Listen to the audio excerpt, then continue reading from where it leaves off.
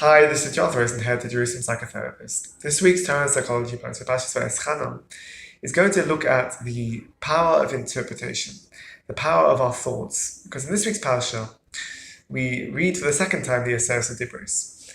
And in this week's parasha, as opposed to when it first appeared, when the Aseret Dibros first appeared in Parshas Yisro, there are a few discrepancies. There are a few deviations and changes.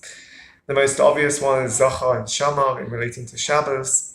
There's also slight changes in the way that a false aid is referred to, an aid sheker.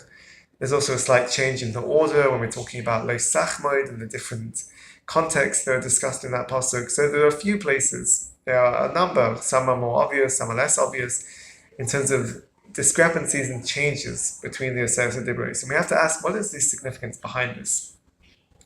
What does it mean that in this week's parasha we have slight changes in the Aseret Dibros?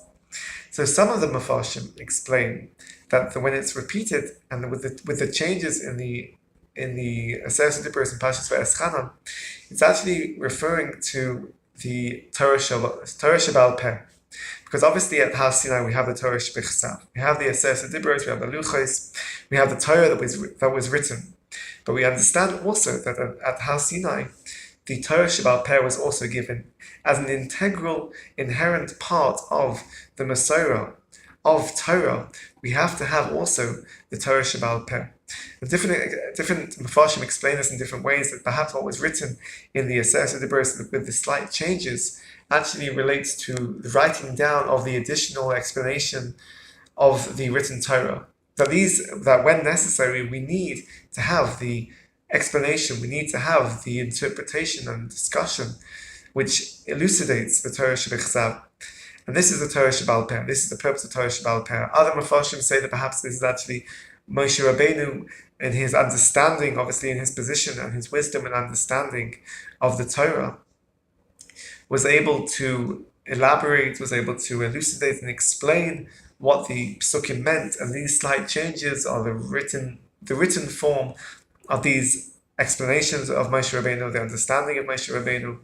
And this is the Masorah again, which is given to Bnei Yisrael in terms of the understanding of the psukim. So either way, whatever way the Mefarshim are looking at it, it's as a general theme, we're taking out this message of the Torah Shebal Peh. We're taking out the importance of understanding that we have the written Torah, we have the written laws, but we also have, as part of the whole episode of the Masorah of Har Sinai and the ongoing relationship and connection with the Torah, is that there's this integral part of Torah Shebal Peh. There's the explanation, there's the thoughts, there's the interpretation. And this is our own personal, individual connection with the Torah. This is our understanding. This is why everybody can use their mind and can use the thoughts and their power of interpretation to delve further into the Torah, to in a sense create chidushim, in a sense also to find their own personal connection, their own personal chelek in the Torah, because this is what was infused and incorporated within the Masorah of Torah Shebechsav and Torah Shebal Peh. That there needs to be this usage of the power of interpretation, not to change the Torah, but to gain greater understanding and insight. And if we look at this from a psychological perspective, we can see also the power of interpretation, the power of our thoughts, that can be used for good. And if we take out this model of Torah Shebechsav and Torah Shebal Peh, it's only actually to be able to get greater understanding and a greater in-depth appreciation and connection with Torah.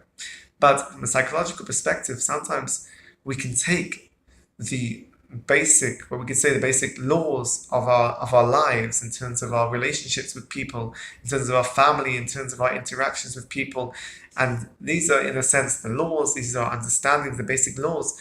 But when it comes to the point of interpretation and our thoughts, this is where problems can start to arise, when we start to have maybe maladaptive thoughts or maladaptive interpretation and intrusive thoughts and thoughts that are negative and overwhelming, when we start to come to certain interpretations, the Torah Shebal Peh, the Torah Shebal Peh of our own individual lives, that we take the laws and we take the understanding of our life, and this is then interpreted in a negative way. We start to have thoughts that lead us to think that maybe we're not worthwhile, that we're worthless, that we can't succeed, that we're not able.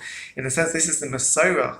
Unfortunately, it can be transgenerational, that we see that in terms of the way that people are raised from generation to generation, the family environment, the messages that are actually passed down in terms of the interpretation and thoughts of grandparents and the way they understand their life and the way that impacts on the way that they raise their children, the way that is then passed on and leads to a Masorah, in a sense, a tradition of how a family, the makeup of a family is affected by this power of interpretation.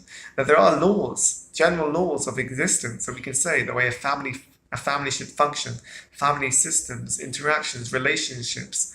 But the transgenerational effect is that we see sometimes in mental health as well, is that this power of thought and interpretation, the way that we create our own understanding of our own individual world, can lead us to these misinterpretations, maladaptive thought patterns, schemas that we then create about our life that can lead us, unfortunately, to a negative understanding and to creating deep connection with ourselves, which is actually maladaptive and negative. So we want to try to understand the power of interpretation, the interaction between Torah Shebechsav and Torah Shebal Peh, and try to use that, obviously, in our connection through Torah and HaKadosh Baruch Hu, but also to use our thoughts and our power of interpretation to gain deeper understanding of our world and of ourselves, and that should reach the most adaptive and healthy place that is possible for us.